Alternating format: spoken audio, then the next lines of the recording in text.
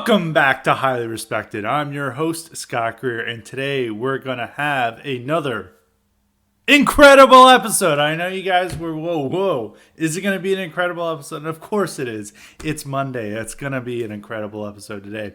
So, there are a lot of things going on with Ukraine and stuff, but we've had enough Ukraine discussion on this podcast lately. And I want to move on and talk about some other things rather than fixating on Ukraine. I will just say with the new Ukraine news that they're claiming that there was some massacre that occurred in some town outside of Kiev. We got to make sure we always say Kiev here. And they're all making a big fuss about it, like war crimes, blah, blah, blah. Oh no, we got to go in. And generally there are so many lies and hoaxes that have been perpetrated in this war and so much false information. And people should just run head on into what they hear about coming from the New York Times and especially from the Ukraine Defense Ministry. Ukraine has not changed what their main goal is, and that is to draw in the West and to have a direct military intervention into this conflict so they can reclaim their lost land from Russia.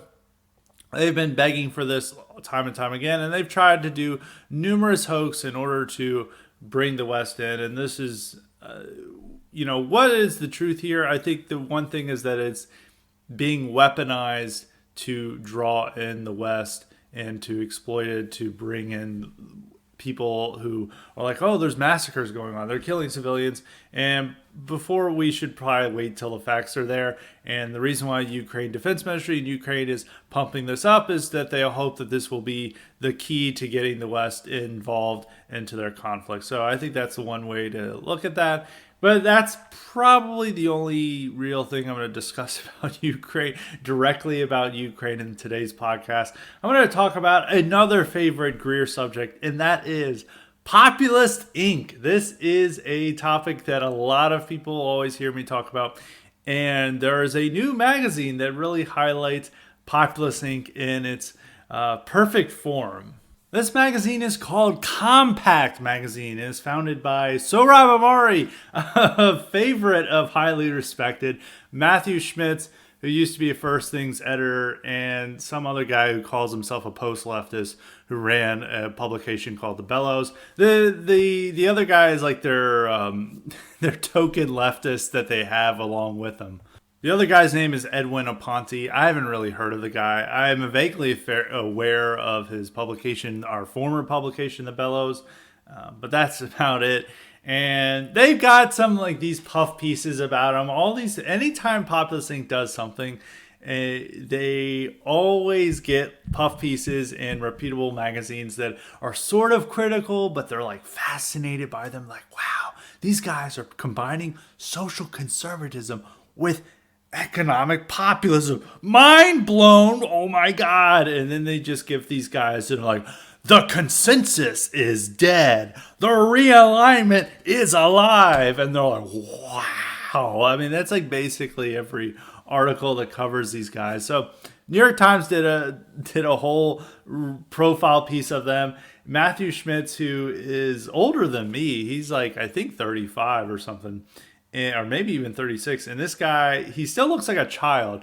And he's like he's trying to not look like they did these photo shoots with these guys. And he's trying not to look like a tweety nerd who typically works in conservative ink. So he wore like a leather jacket. And still like the New York Times called him like tweety.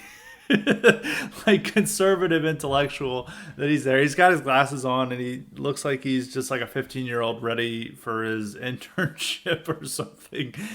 And they talk about it and it's the same old like, oh, did you know that free market orthodoxy like betrayed the working class? And like, whoa. And then they're like, we're combining these radical strands of American thought together, and they're all just putting it into this magazine. And most of this stuff is just signaling. It's not a real political mantra or anything that can really be seen as like a a compact ideology, you could say.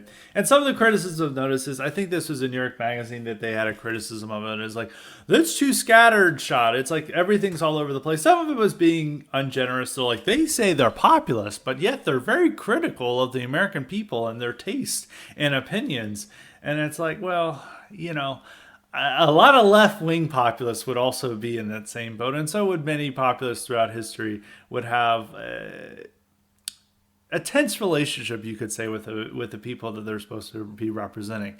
And so that's like the same with Compact.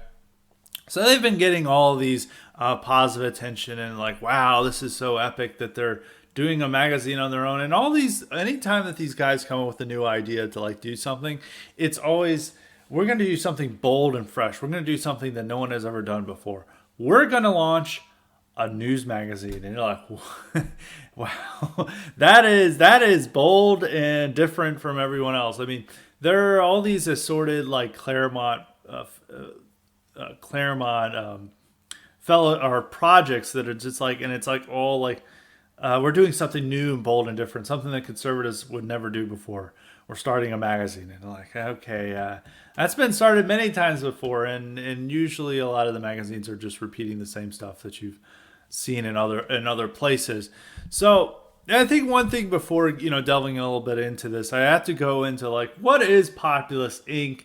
Just a brief explanation, because sometimes I use that and people don't really understand and what it's used by. I think some people use it to mean like the MAGA grifters, maybe like somebody like Charlie Kirk or some of these other people, Sebastian Gorka, the people who kind of glommed on to Trumpism, and then they really just turned it into typical conservative Inc. tripe, but it's now MAGA and it's Trump worship. Some of it's kind of based. The Trump worship is pretty cool, but elsewhere it's it's just same old conservatism with a new paint and more vulgar.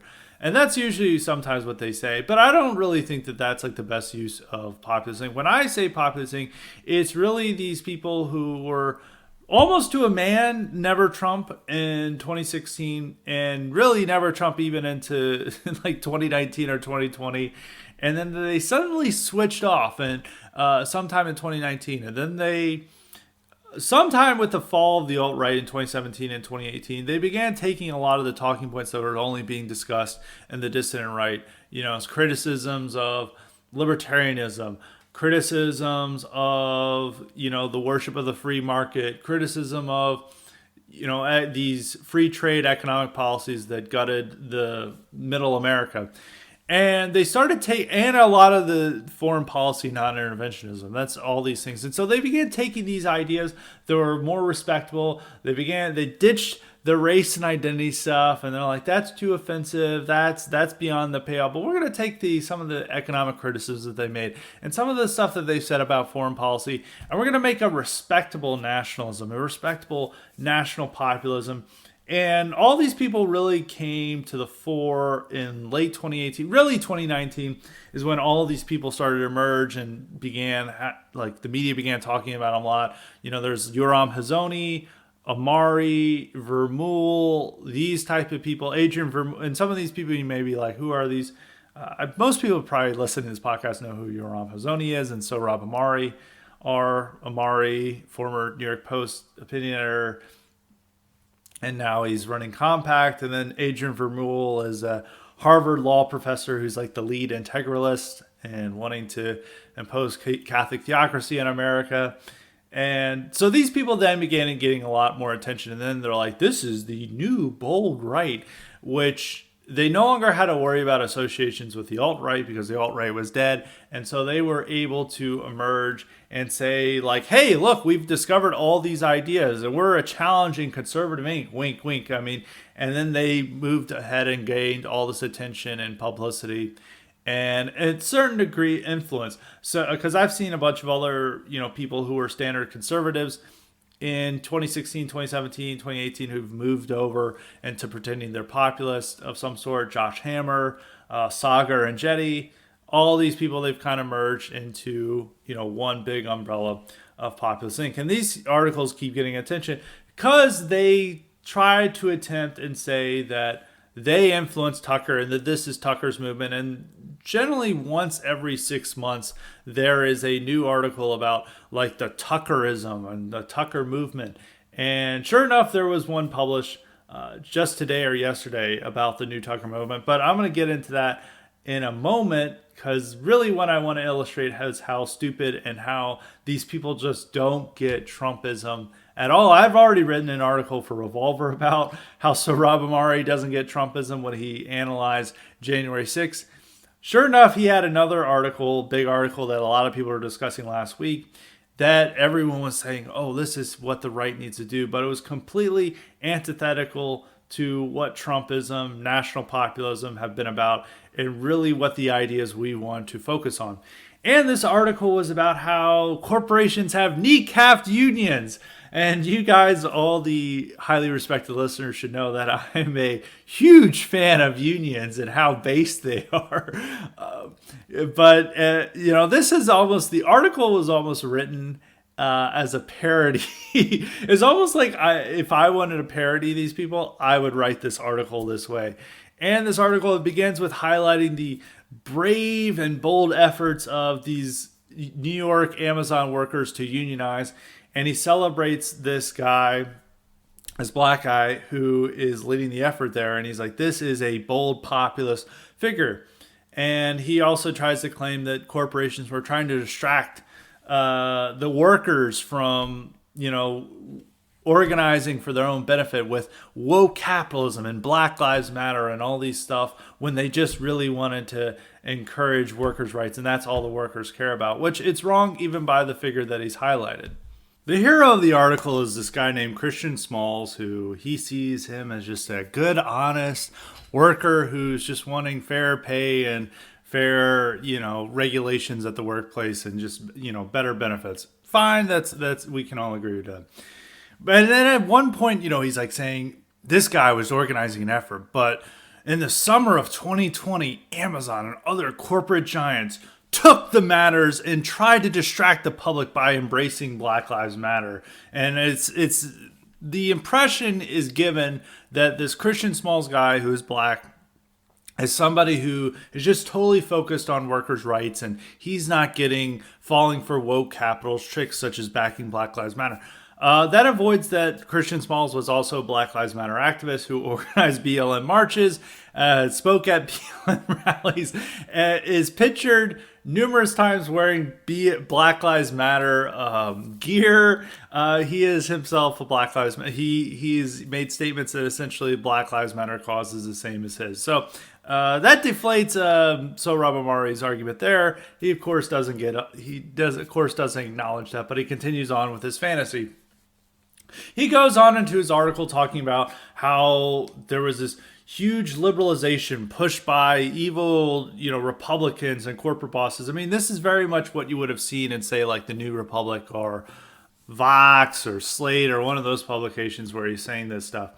And one of the arguments that he counters, he's like saying it's like, hyper liberalization that's responsible for this, and undercutting unions and policies pushed by evil Republicans, undermining unions. And he cites this thing. He's like, well, some liberals have said that the individualism of the civil rights movement clashed with the collectivism of the unions, and thus the civil rights movement triumphed over unionism. But he disputes that. He's like, no. This is a risible claim. He says that actually blacks are the most pro-union. He cites all these figures, particularly black women are the most likely to be pushing union drives. And you're like, black women as the leaders of national populism. Color me dubious. I don't think that's the case, but here we go. We're going along with Sohrab Ahmari's takes, and he's like saying it's not the civil rights movement or anything. It's all down to these gosh darn liberals who are pushing this free market orthodoxy on the hard workers who just simply want a better pay and go to their traditionalist Latin mass, which I'm sure Christian Smalls is going to. I'm sure he puts on his flat bill Black Lives Matter hat and goes into his Latin mass congregation. But that's how they perceive these things. And so the whole article is no different than anything, as I said, there's no different than anything you would see in a mainstream liberal publication. And then some say, like, "Ooh, this is the realignment." There is nothing saying that these guys, he makes some, passages where he's claiming that these guys are resisting woke capital, and he's saying that Amazon and all these other giant corporations, embrace LGBT and Black Lives Matter to distract you from what's going on with their unionized workplace. And then, but we're led to believe that these are, secretly based workers who, back national populism, and that's why we need to back them. And this lie was really put to bed when, they had a vote that allowed these guys to unionize. And all these union workers, the guys leading the effort, all came out, and it's like a busy New York City street. And they showed themselves to the world. And were these people in suits, nice blue collar, what you would have seen as the blue collar white stereotype that is always upheld by Populism Inc. No, it was all these black guys who are in giant t-shirts, flat bill hats, no suits at all. They went to this important meeting dressed like they're going to Walmart, and they're all like, "Yo, we won!" And they're like, "Yeah." They're all like shouting and gathered around. And then there's like one white person there there's like one or two, and one of the white person I thought was a kid. I thought it was like a boy who must have been someone's son who just like had somehow turned up. And I was like, "Why is this kid there?" And then I looked, it was like, "Wait, that's not a kid, that's a woman." And it's like this short, weird looking woman with short hair who clearly I don't think is a worker, but is like one of the union, like probably like a DSA organizer, who is like there, and she's like awkwardly celebrating with these like hood guys who are just like, "Yo, we won." And she's like, "Yeah, I guess, yo, we won too." And she's like getting crowded around them as like they're all celebrating. And it's like, this does not look like a base union to me. And all these types, Populist Inc types, then melted down on Twitter and like, "We've been trying to tell Republicans that there is this right-left alliance we could have had by backing these workers and their unionization efforts. But it was all for naught. They let this opportunity go, that there was this massive opportunity to win over these people." And I was like, one look at these people, you could understand that they're never going to embrace any right-wing idea. These people are solidly left-wing people. I mean, you could look, and the people who are actually organizing them are not some kid who's going to try Latin mass and reading Sohrab Ahmari. It's like like a DSA nerd who's like there out helping them out. And you could have seen those demographics in that video when they're celebrating.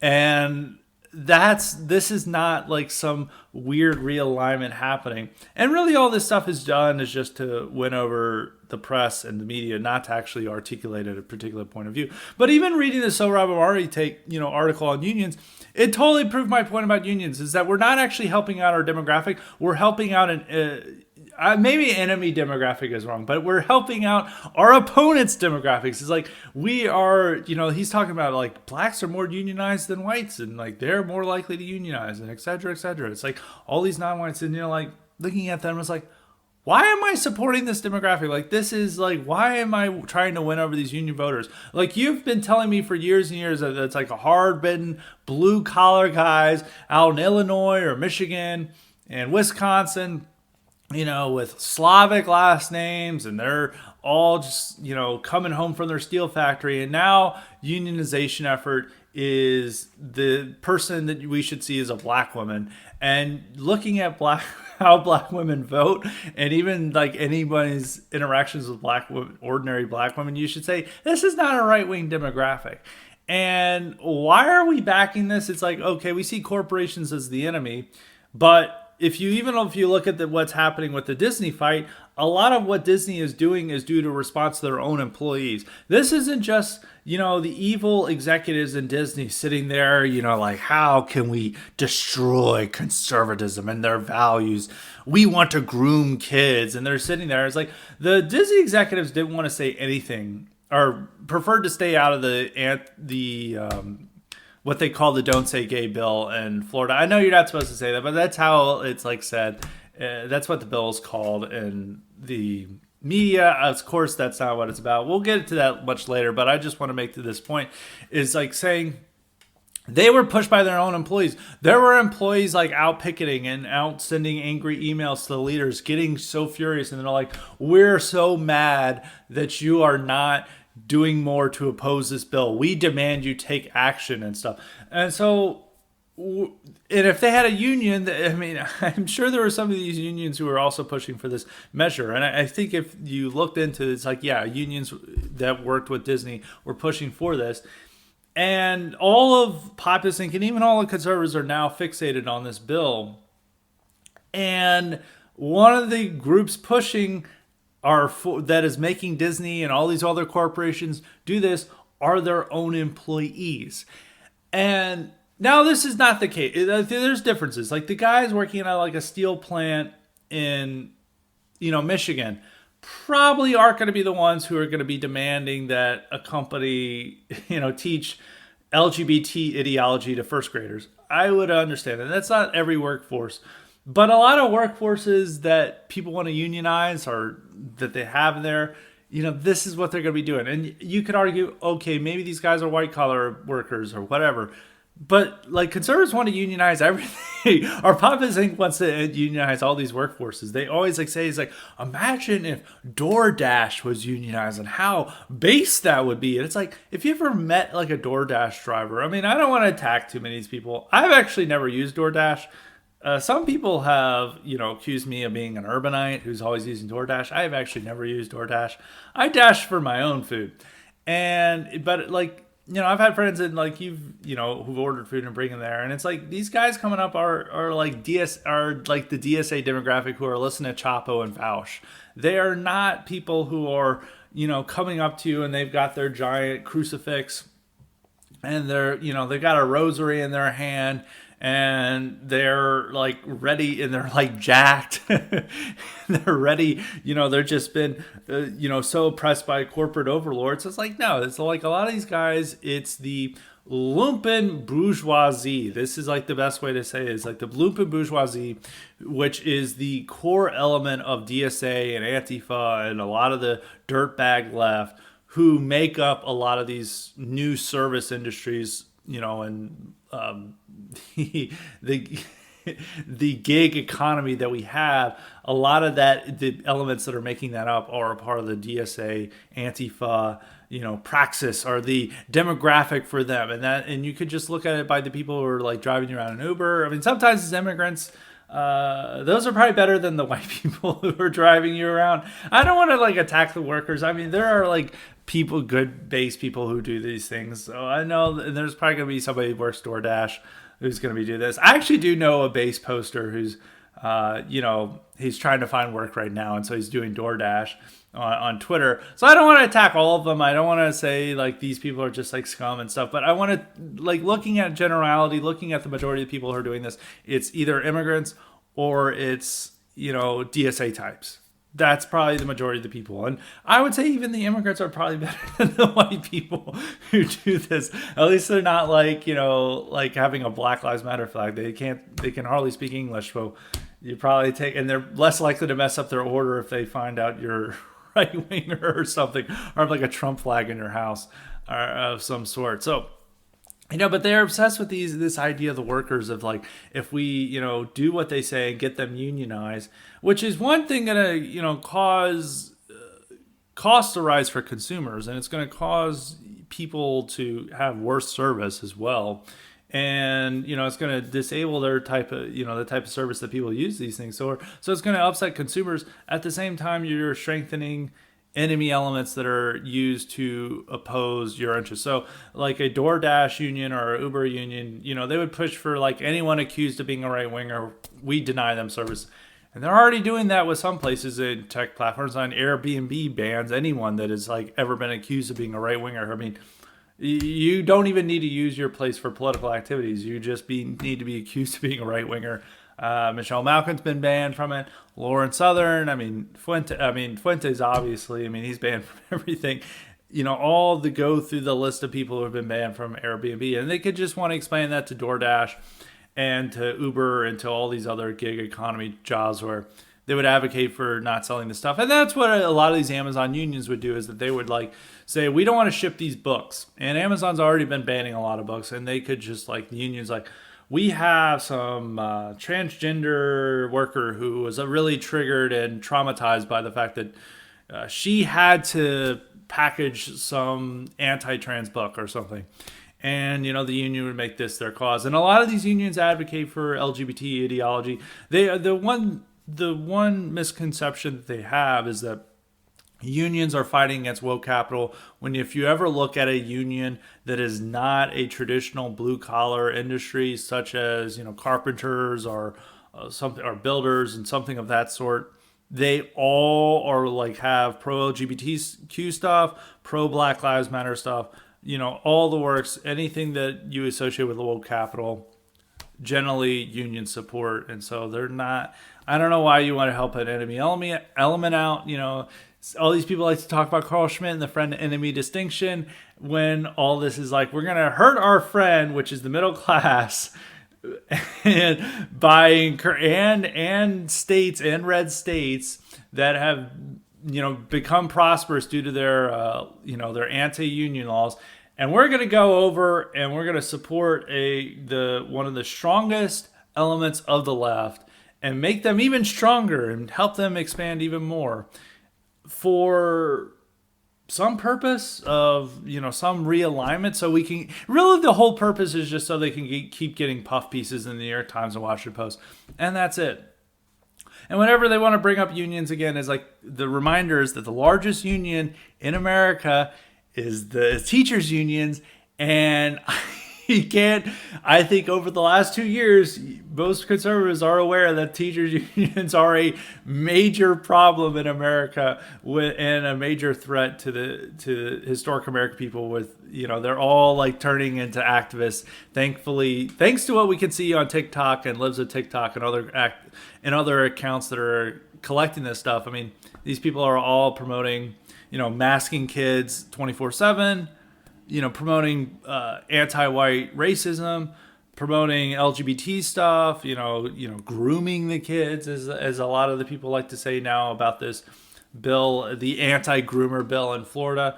And it's all behind teachers. And you know where they get that power? Thanks to their union. The reason why our schools have been so messed up over COVID is due in large part to the power of the unions. And giving unions more power is just completely idiotic and has nothing to do with what we are about and how we want to advocate for this for. So really, when you look at Sohrab Ahmari's article, it's like why we should kneecap unions and how this is good.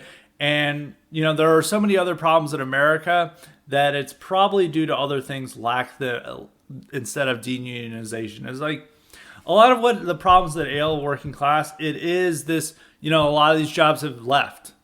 And a lot of these jobs have left. Illegal immigrants have taken a lot of these jobs, undercut people are at the lowest income, or, lack of college education. Illegal immigrants have taken a lot of those jobs. So have legal immigrants as well. And there are all these different factors, and people will just want to think, oh, well, it's probably unions that's the problem. And like the unions would just exacerbate the cultural issues that Populist Inc claims to care about, while making a lot of the economic situation worse and making the lives of the middle class worse. And just it's stupid for people to get into this, but the fact that it's like focused in on this stuff, and it's saying that like how we're going to help out black women who are operating Uber or something. It's just not understanding what the Trumpist moment was about at all. Sohrab frequently has this problem, as I wrote in a Revolver piece. Now I'm trying to remember. It was in January when I wrote this, so that's a while ago. Time flies by when you're having fun, isn't that right? So I wrote this article. He had, January 6th is like the fact that Trump did not come down on DoorDash and the parts of the gig economy is why January 6th happened. And looking at even at the demographics and what their work and income like and education, pretty much most of the people were middle class. A majority of the people who who have been arrested for January 6th, which I don't want to necessarily say January 6th is necessarily the base, but it is a good snapshot of Trump's hardcore supporters. Trump's base is like the people who showed up, to protest and for the rally on January 6th. Like that is like the base. And if the majority of the people who are going into, walking around the Capitol and taking selfies, if the majority of those people are middle class, I don't think it's necessarily a working class gig economy revolution. And most of these people, they did a poll showing like, the ones who think that there's something fundamentally wrong with the government and are most likely to agree with January 6th or how the liberals define it. They had a term for this, but the term escapes me now for the polling. They found that the number one motivation among this group, or commonality, was belief in the Great Replacement, which is like, I think it was like around 80% of the people who believed in that. It's like a strong majority, it's at least 2/3 people believe that. And that's the strongest commonality among them. It's not industrial policy. It's not antitrust attacks on big corporation. It's certainly nothing to do with unionization. It is these cultural, race, and identity issues that motivate the Trump base. And that's something that people continue to fail to forget. Not fail to forget, but to forget. That doesn't make any sense, fail to forget. That would be them understanding it, but no, they continue to forget. Now I'm going to move on to the other article that I wanted to bring up that's dealing with this movement. Hopefully you guys aren't bored yet. You can't be bored. This is highly respected. Imagine getting bored by highly respected. Anyway, this is an article titled Inside Tucker Carlson's Brain. It came out in Washington Monthly. And I was looking at the biographies of the two people. It's a weird co-byline on this piece. One person is Philip Longman, who is ostensibly a kind of a conservative who's been around. He's in his 60s. He's worked at like numerous think tanks and stuff.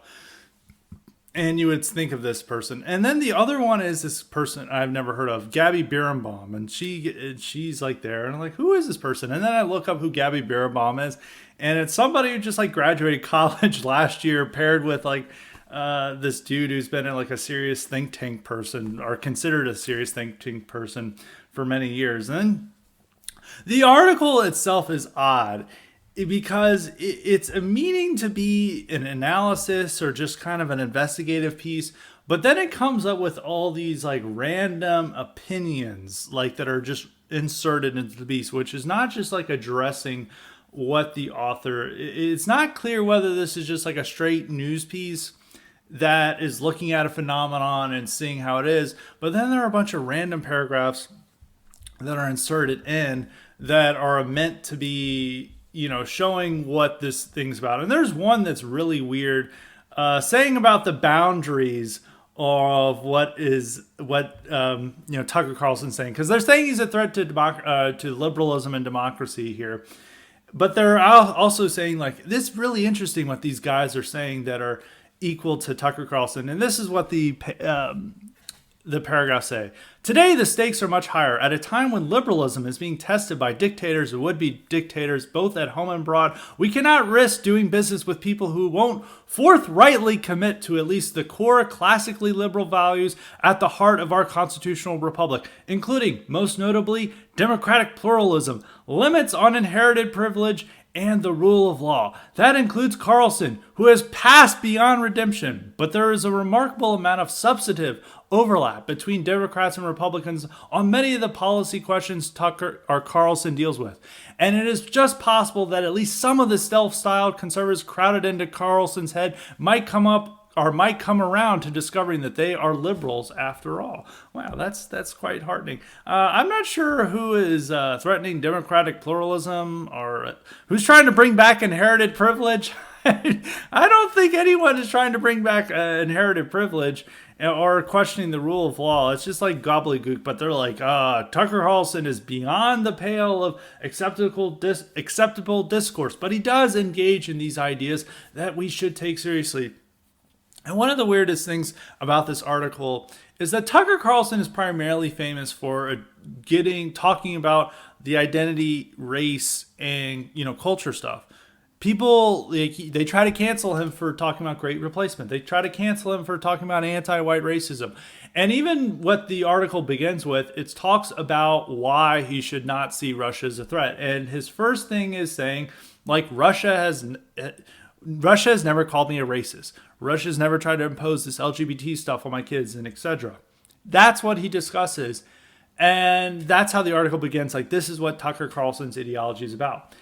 And then all the people that these authors discuss have nothing to do with the culture, race, and identity stuff.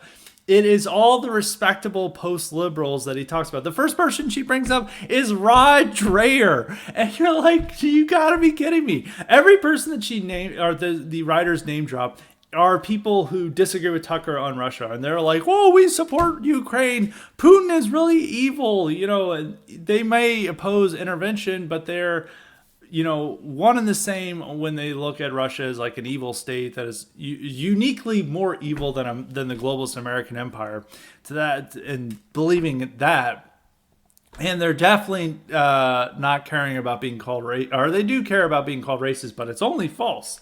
And they don't deal with the culture, race, identity stuff at all. And they're just talking about, oh, these people are into localism and they're worried about the mass consumerism and the breakdown of communities. And the authors try to say is like, liberals are also concerned with this. And it's like going back to the New Deal, like liberals have tried to balance corporate profits with community needs, and you know, they tried to restrain free market orthodoxy, and they try to say that really what Populist Inc is discussing is essentially liberalism. I actually agree with this point. A lot of what I mean, you could even, as I discussed with the Sohrab Ahmari piece, like the stuff they're talking about is not radical or new. It is essentially going back to 1990s Bill Clinton liberalism, or as my friend who's been on the podcast, our friend, highly respected guest, Nigel Carlsbad, has said, is like, this is essentially going back to what the Labour Party of Britain was about in the Thatcher days, or the pre-Thatcher days. You know, it's like we're wanting this welfare state. You know, maybe we're into non-interventionism, but you know, they're not addressing like the core issues of culture, race, and identity. They're just not talking about that because that's disreputable. That might get you called a racist, and we're not going to go there. So instead, we're going to talk about how we're something new and different. We believe in gardening and local patriotism. Like, I'm just sitting here in my locally owned garden, and I'm got my shears out, and I'm doing my shearing in my little farm, my little boutique farm I got, or my little garden. I'm raising some vegetables, and this is what we're about. This is our high ideal, is just to live, like trying to pretend we're hobbits. That's really what it is. It's like hobbit nationalism of some sort. And then the authors that they cite are just all these people like, I'm tired of globalism. I want localism. And every time, like, localism is just like a cop out. It's like, instead of worrying about these big problems, I'm just gonna focus on my garden. And you're like, there's other things outside the world, outside your garden, and I'm just gonna focus on my own little local town. And the problem is we're now in a globalized world that's like interconnected, and like problems that are elsewhere, especially in the nation, are eventually going to affect your little hobbit hole.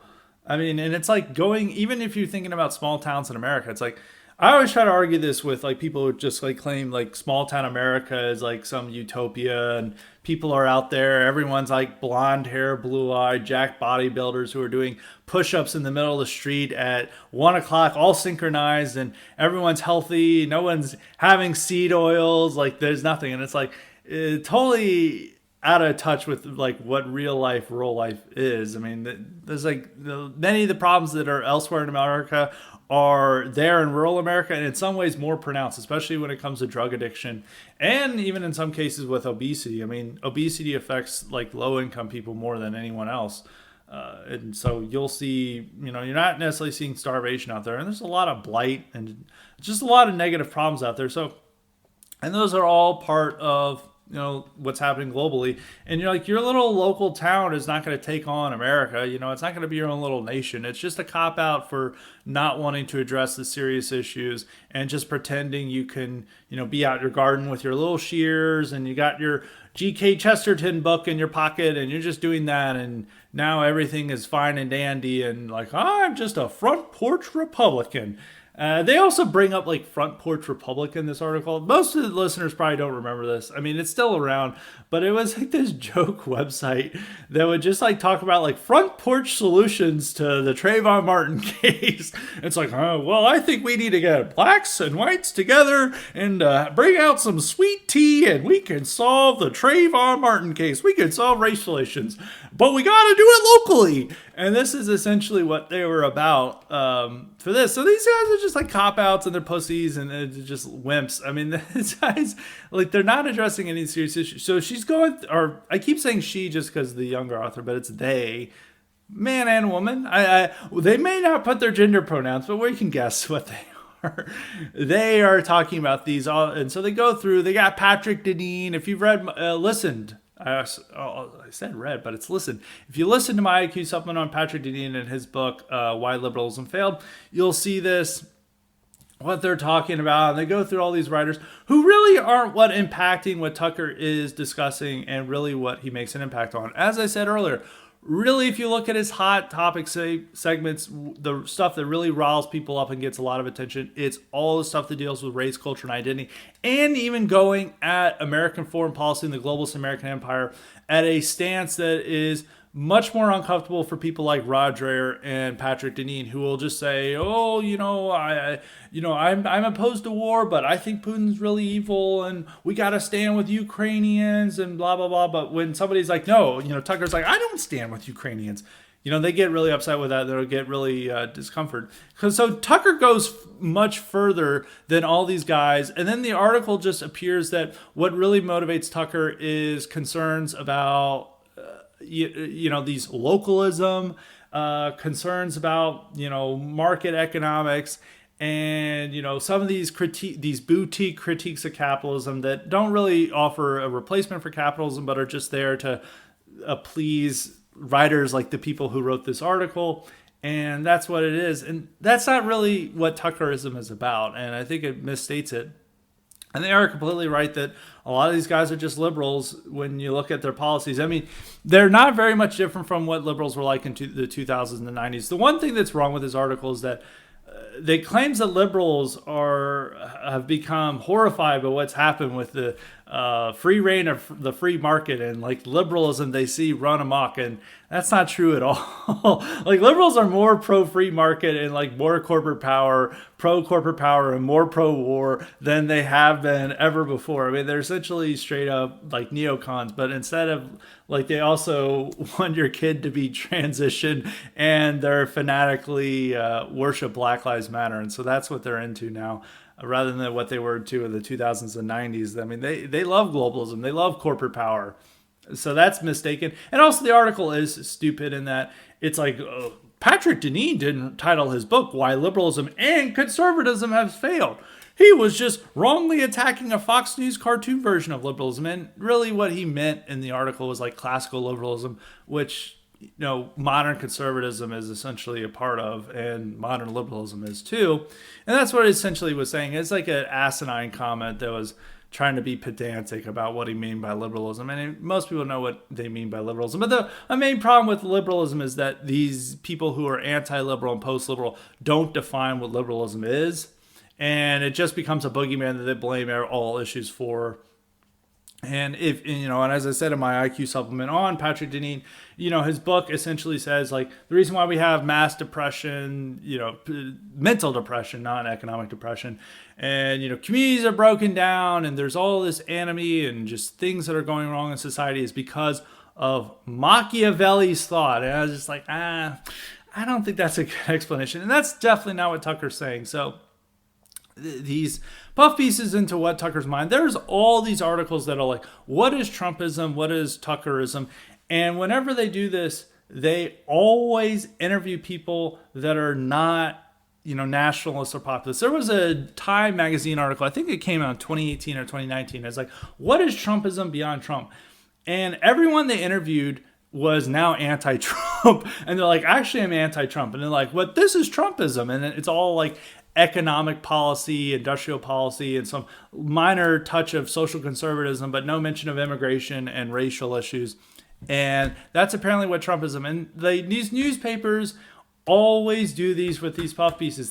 For whatever reason, I mean, they want to love to call these people racist and stuff, but they never address like what's really motivating these people. And that one study about what was motivating these people that is a part of the demographic the January 6th demographic, you could say, and how the main commonality among them is belief in great replacement, is more accurate than all these puff pieces that have been written about Populist Inc for the last 4 or 5 years. And so, and I think it's like stupid to be. There was a point back in pre-2016, or really in 2016 in Trump, to like talk about we need to stand up with working class. Like, we're tired of like conservatives, always talking about like the free market and how we can't use state power to do anything. The free market will solve these things.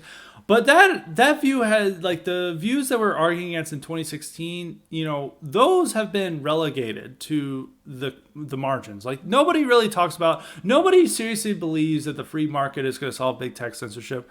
Nobody believes like the free market is going to, create morally virtuous people anymore. I think we've won against this argument. And generally what Populist Inc usually gets into is arguing against a straw man of libertarianism, which this article on Tucker Carlson's Mind does deal with as like a straw man. And they just place the ideal liberal is, into trans rights, into total free market, no government constraints, no state intervention in the economy. And at some point in time, they're also somehow racist too. And this is like the ideal liberal straw man that they're always arguing with. And this person doesn't exist in reality. So that is an issue with that. And I guess that's some of my thoughts on that. I'm going to switch to a different subject that is somewhat related, that a lot of Populist Inc, and it's really just conservative Inc in general, it's not just Populist Inc, is really focused on, and that is the Florida bill. I guess the anti-grooming bill, the Don't Say Gay bill, the Parents' Right Act, something of that sort is what it's called, is a hot topic right now. We've used hot topic a lot today. I guess we've visited hot topic, man. We're gonna get our cool Slipknot shirts now when we're talking about a hot topic so much. Actually, I kid. I would never be caught dead in a Slipknot shirt, and I would never be caught dead in a hot topic either. I don't know if they're still around anymore, but only millennials would know this stuff. Maybe Zoomers don't know what hot topic is. I think they're still around. I haven't been in a mall lately. This is how out of touch an old man I am.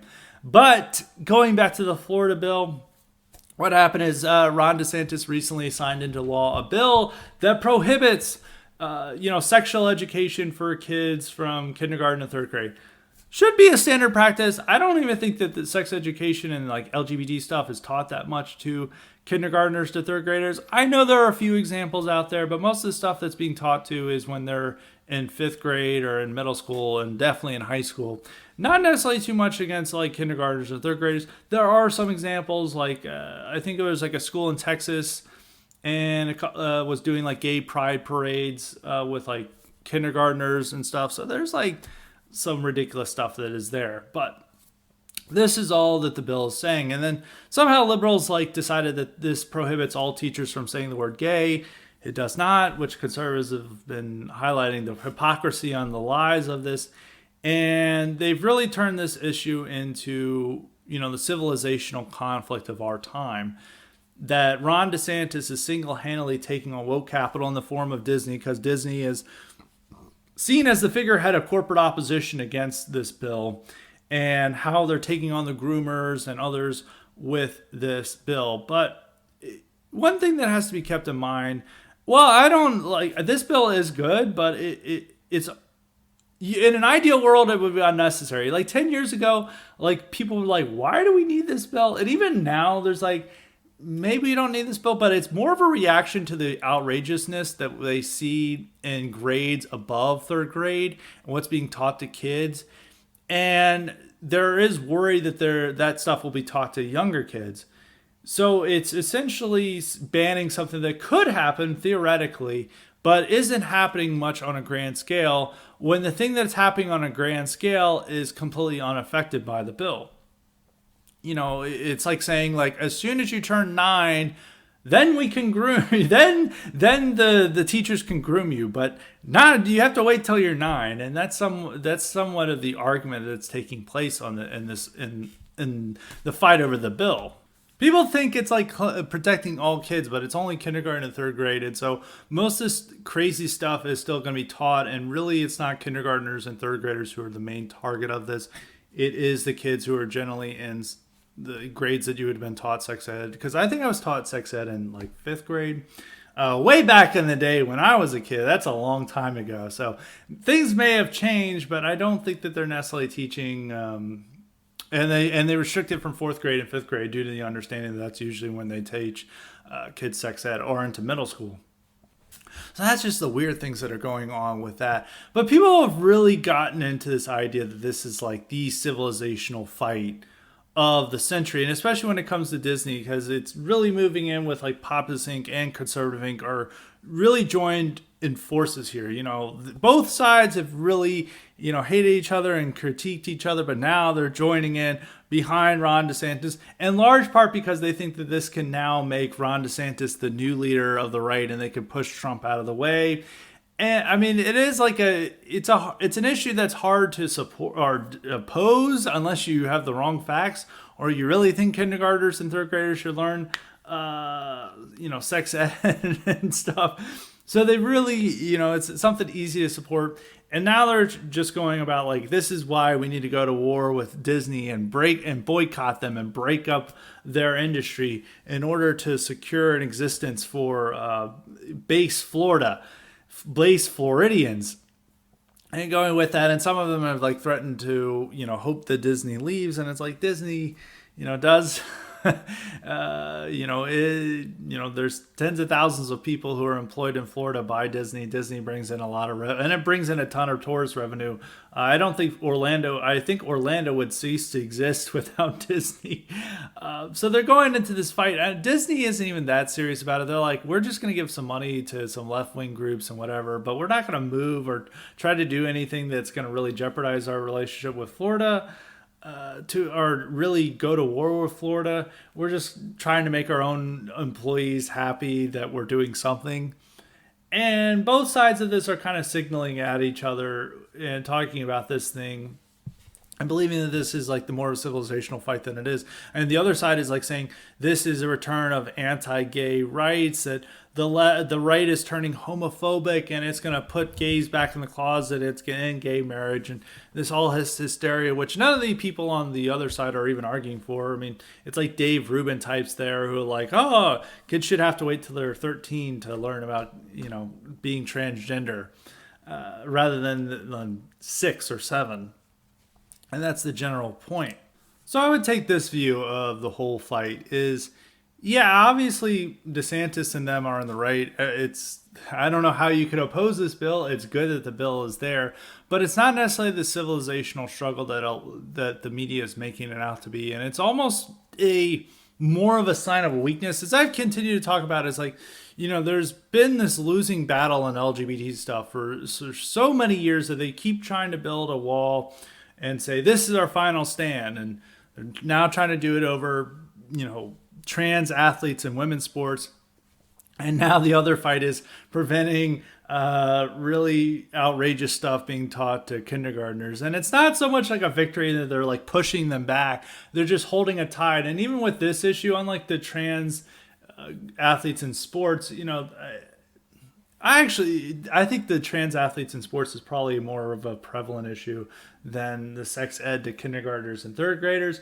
But really what's happening is to kids in other grades, and they're curiously not fighting over that.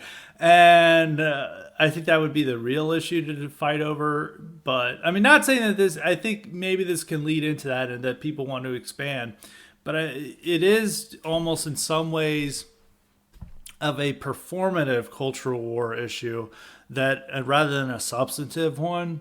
And I've talked about that. It's the same with like the transgender athletes in women's sports. I mean, no, that doesn't really affect people. It's not really the civilizational issue of our time. It's not going to be like if we have a transgender swimmer winning all the medals that somehow like our civilization collapses.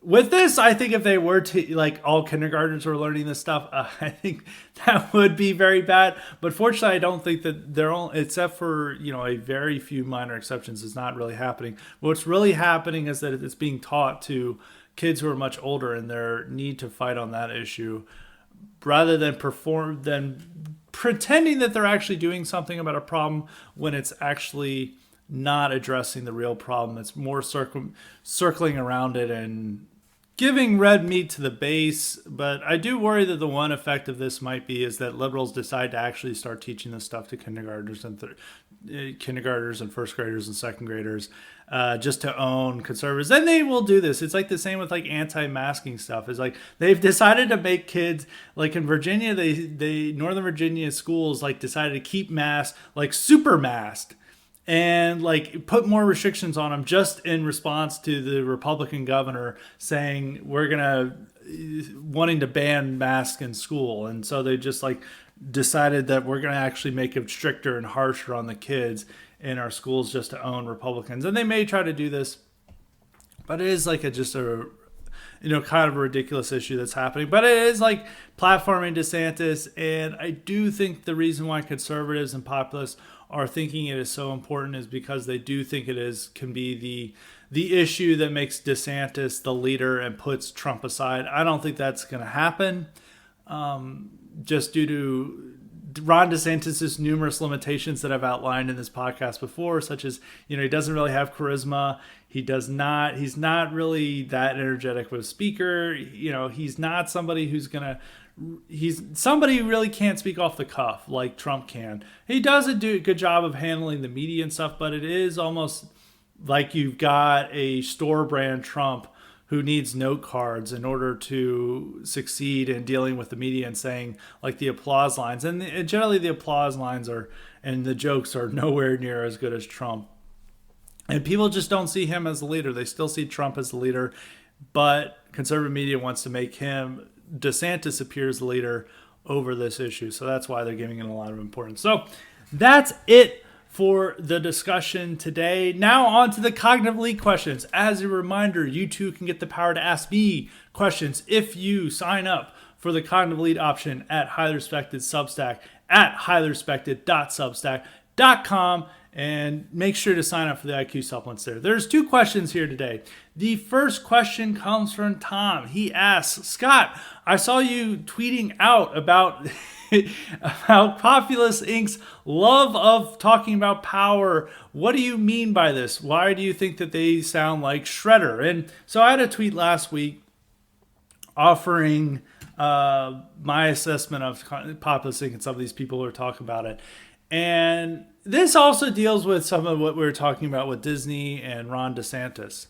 Because a lot of the supporters of what DeSantis is doing, and obviously we support that bill, are like, you can just, with the stroke of a pen, like abolish Disney and send them all to jail, and we're going to line them up and put them into the base and red pill camps to make Disney execs follow the rules now. And worship Christina Pushaw, who's like Ron DeSantis's spokeswoman, and it looks. And if I don't advise anyone to look at her Avi, because you will then see the mistakes of getting plastic surgery. But on that regard, so the people always talk about this way in the power, and what I said in this tweet is like, when people, I guess populist may not be the correct term, because there's also people on the dissident right who are saying this, and in general, just it's a right-wing thing, is that when people talk about power, they sound like cartoon villains. Like whenever you were watching cartoon villains, particularly Shredder, or the people the X-Men were fighting against, or Cobra Commander, they would have been like, I have the power. With this power, I can crush my enemies. And this is what they would sound like. And then you'll see these guys' tweets is like, what the right needs is power so we can crush our enemies. And they'll just like tweet, and people just like think if you tweet it, it'll come true. And that's not necessarily what come true. It's more of it's more of annoyance in like how like our side spends most of its time LARPing rather than looking at things realistically. And so these guys will just like tweet about like how you can just arrest your enemies and like order right wing hit squads that go out and arrest people and stuff. And it's like, have you seen any events of the last 2 years? It's like it's the opposite of the case. If you want to talk about like people sounding like Saturday morning cartoon villains, it would be like the liberals. Like they could do that and arrest you, but they wouldn't sound like Saturday morning villains where it's like I want power, power, power, power, power. They would just say we're doing this for democracy and for the safety of our citizens, as what like Justin Trudeau did when he passed those when he implemented like the state of emergency and began going after the truckers. They weren't saying like we have the power to do this, like I love power, and then they were just simply saying there's a threat to our democracy, we have to protect ourselves, and they went after and did it. And it's just like the rhetoric that people use. It's like sounding like a Saturday morning cartoon villain on Twitter is just like ridiculous. And it's like not even doing with it. It's like a cope because you don't have the power to do any of those things that you're tweeting about. And some people were just like saying like, well, it's a way to attack like libertarians and how they don't like want to use state power. And it's like, look, libertarians are not the main threat. And like everyone, if you look at how the right operated, they always use state power. George W. Bush grabbed a ton of state power. What do you think the Patriot Act was? What do you think of him like getting into the Iraq War was? Oh, it's like him like, I don't want to take any power. Let the liberals have it. No, he's like gobbling up all the power he had. But he wasn't sounding like a Saturday morning cartoon villain. And he was living in reality of what he could do. And so just some of these people, it's just like really kind of annoying and silly. And I'm always like encouraging people to stop LARPing and to stop like pretending that, if they tweet something that'll come true. And it's the same with going like people like fantasize about the Civil War or national divorce or any of those type of issues that they go into this. And now when it comes to talking about state power, there is a point that like, yeah, you should use some of state power for good ends, but it's you're not going to become a Saturday morning cartoon villain where you're like Ron Desantis is the complete dictator of America. I mean, thinking that Ron DeSantis would be anywhere near like the Caudillo is just a complete fantasy and a LARP and a cope. And so I want people to stop coping and to stop and start to live in reality. And that's why I put it that way with like Shredder is like sounding like Shredder. And, they need to stop sounding like Shredder. It's essentially what you would imagine a lot of these nerds in high school would think. It's like, one day I want to be big and strong. I'm going to get back at my bullies and I'm going to have so much power. And that's a lot of what you see on the right when it's discussing power. It's people completely separated from the halls of power that don't have the ability to wield them, but them imagining what they would do if they had the power to wield them. And, instead of really proposing realistic solutions about what we should do, it's instead just imagining a fantasy world where Ron DeSantis is going to be the Caudillo and arresting everyone who works at CNN. And unfortunately, I don't think that's going to be the case. So that's what my point about that is. So now on to the second question. The second question comes from Dave. He asks, Scott, what do you think about Elon Musk buying up Twitter stock? And well, I think this is pretty interesting. I don't know how much to trust Elon Musk. I think a lot of what Elon Musk does on Twitter is to get attention and to help his own bottom line. And I think he feels that by buying up like Twitter gives him a certain reputation of like independence and supporting free speech and wins over a certain demographic that he always tries to appeal to. He definitely tries to appeal to conservatives, but very subtly. Maybe some of his stuff isn't very subtle, like him posting a Justin Trudeau as Hitler meme. But you know what I mean. He's not like going over like conservative, but he does like say like very vaguely conservative things from time to time. And his criticisms of like, big tech and not offering enough free speech is it.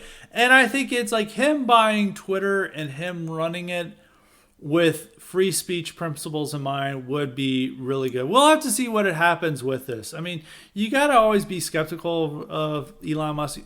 It's especially even what he did with like crypto. It's like he like hyped up crypto And he was like, oh, it's buying. Like, this gives you freedom. And then he began selling off crypto and then killing the market in order to boost his own economic potential. And, maybe there's something in play here with Twitter, but it is like a good thing that like somebody who, he does post spicy stuff that may get him censored if he wasn't Elon Musk. So, it's a better sign. It's a good sign that somebody would come in and have the influence over that. I don't know how much influence he's going to have. He's apparently the largest stakeholder now, and his opinion probably will matter to some extent. I always say to some extent on this podcast. I know it's like my key phrase, but it's always important and not necessarily as well. But not necessarily with Elon Musk. What he does with free speech on the platform, or how Twitter will operate with it, they will probably think of, if they're going to censor a big account, like a blue check mark, like say like Jack Posobiec or Cernovich or a Jordan Peterson or a Joe Rogan, someone of that type who's like got even more followers than me, maybe has like 500,000 or so. They would consider it as like, well, what is Elon Musk going to react to this? He is our largest stakeholder. And maybe that will make them want to respect free speech more, or just him investing a lot of money and him telling that I want, greater protections awarded to free speech. I think they may do that. Maybe they might bring back Trump. I think that him buying stocks is probably going to have more of an impact than Republicans hosting hearings on tech censorship. And they hosted a lot over the last few years because I feel that big tech, for the most part, and especially they learned this in 2020, they felt that Republicans were going to lose huge in the 2020 election, and they no longer had to listen to them, and that's why they began censoring so much, and that's why they banned the president from their platforms. And maybe Musk's investment may turn the tide on this, and maybe we'll have Trump back and more free speech. So fingers crossed, maybe that'll be good. I think it's a positive development, but we'll have to see how positive it is. And with that note, that's it for today for Highly Respected. Hope you guys enjoyed this stellar, superb podcast. I'm going to have a great IQ supplement later in this week. So make sure you sign up at highlyrespected.substack.com for the IQ supplements if you haven't already. So until next time, stay respected.